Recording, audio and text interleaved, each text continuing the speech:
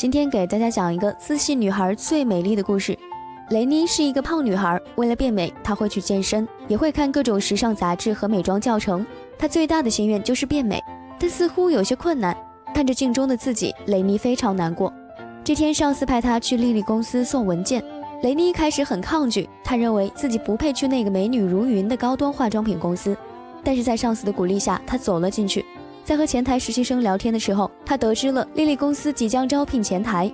回到公司后的她向往地看着网站上的招聘信息，但是一想到自己的身材和相貌，她又打消了这个念头。自卑的她走到许愿池边，大喊着我要变美。但世界上并没有什么奇迹，镜子里的她没有任何变化。第二天一早，她来到了健身房，听着教练的鼓励话语，雷妮的运动热情被点燃了。她奋力地踩着脚踏车，却因为用力过度不慎摔在了地上，雷妮直接晕了过去。等她再次醒来的时候，她不可置信地惊呼道，我怎么那么瘦，那么美，那么迷人？难道是自己的愿望显灵了？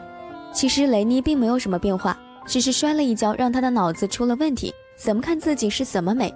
旁边的教练虽然一脸懵逼，但是为了自己不接到投诉，他应和着雷妮的话，觉得自己已经变成了绝世美人的雷妮，走在路上都觉得所有的男的都在看她。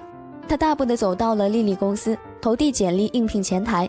在洗衣店的时候，男生伊森多看了她一眼，雷妮便以为他是要自己的号码，爽快地拿过了他的手机，拨通了自己的电话。晚上，雷妮收到了丽丽公司的面试通知。第二天面试的时候，雷妮凭借着自己的自信和对这份工作的向往，打动了公司老板克莱尔。她成功地进入了自己梦寐以求的丽丽公司。虽然有人会向她投来异样的眼光，但她却认为这是有人嫉妒我的美貌。这天，雷妮来到会议室送水，却不小心打翻了新产品。新产品是一款腮红，雷妮一边说着抱歉，一边捡起了腮红，却发现里面没有化妆刷。她的发现让克莱尔眼前一亮，因为他从来没有用过平价化妆品，不知道该如何设计才能深入人心。克莱尔也因此更欣赏雷妮。得到肯定的雷妮是信心爆棚。回到家后，她主动打给了伊森，告诉他不要害羞，还约他一起出去玩。伊森一开始非常的拘谨，甚至有点害怕。两人走着走着，看到了酒吧举行比基尼大赛，雷妮拉着他进去了，还当场自制了比基尼去参赛。伊森看的是目瞪口呆。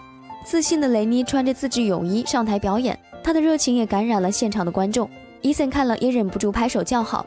又到了上班的日子，克莱尔主动询问雷妮关于新产品的想法，雷妮的提议也给了他不一样的灵感。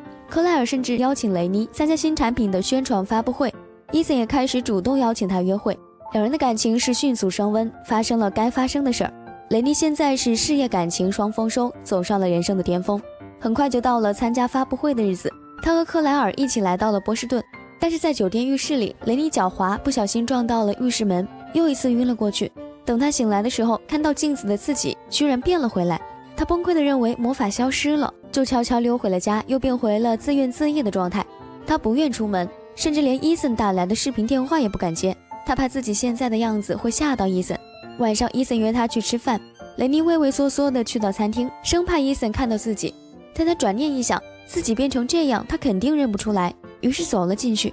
其实伊森一眼就认出了他，他不知道雷妮为什么躲着自己。他主动上前搭讪，雷妮却假装自己是路人。伊森这时主动说道，我在等女朋友，她是世界上最美的女孩。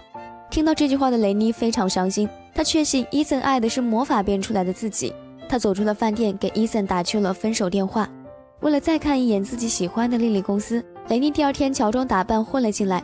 从前台处得知了公司正在为新品发布会招模特，雷妮突然有了一个大胆的想法，她找到了自己以前的同事，溜进了发布会现场。